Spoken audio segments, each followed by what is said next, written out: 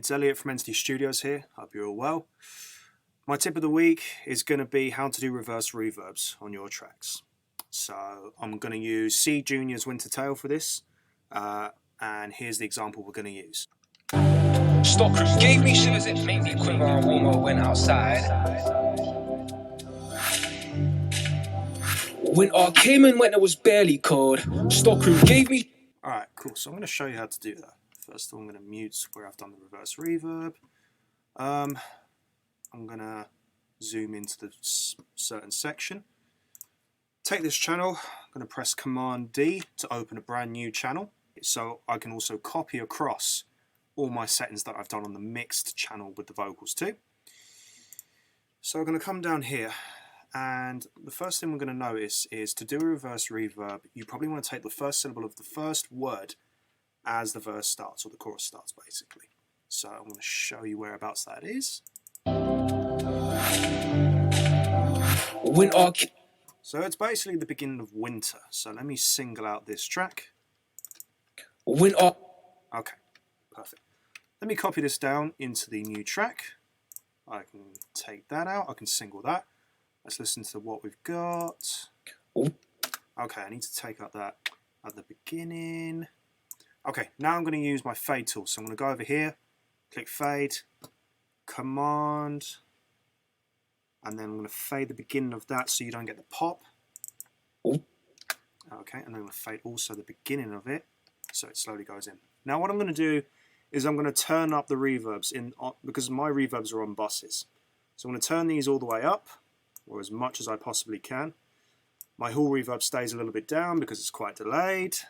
And let me do a nice long loop for that. Let's see how that goes. Yeah, see there's the reverb tail. Okay, now what I'm going to do, I'm going to export that. File, export. Actually, I'm going to bounce it. Project section. Bounce it as a WAV. Do reverse reverb 3, let's say. Okay, now I've got that. I can delete that old channel. We don't necessarily need it. Take off the loop. I'm going to create a brand new channel with no effects on it. Then what I'm going to do is I'm going to re-import the file.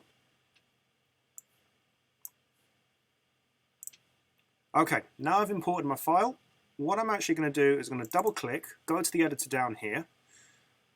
So I'm in file. I'm going to go across the functions. I'm going to hit reverse. It'll actually reverse the whole audio sample you have. So here it is when I single it out. Okay. What I'm going to do, I'm going to take off a little bit of the "w" because that is going to be too clashy with what's going on. I'm going to also fade the end of the audio sample. Okay, let's play that back. Winter came in when it was barely cold. Stock crew gave me... There you go. So that's how you do reverse reverbs. Another quick tip as well is I created a cut in the beat as well to give it more impact for the reverse reverb. Now, as you can clearly see, the cut comes in, you know, a quarter of a bar later on the snare almost. But it really does highlight your effects and what you're kind of doing. So let me play the beginning of this again. Does it make me quiver and warmer when outside? Winter came in when it was barely cold. Stock crew gave me shivers. Yeah, and then it leaves that little gap until the kind of the 808 bass comes in like.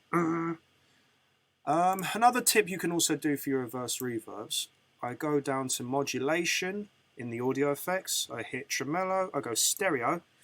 This is why I always try mixing stereo as well for my vocals, to allow spreading, to allow movement and stuff like that. And let me let you listen to what happens. Now you may or may not have picked that up, but what's actually happened is it's panning every quarter of a bar between the left and right speaker. So that creates more room, it creates more movement in your mix, and you're going to hear that really, really effectively when you've got headphones on. So I'll play it with the mix as well. Let me turn this up.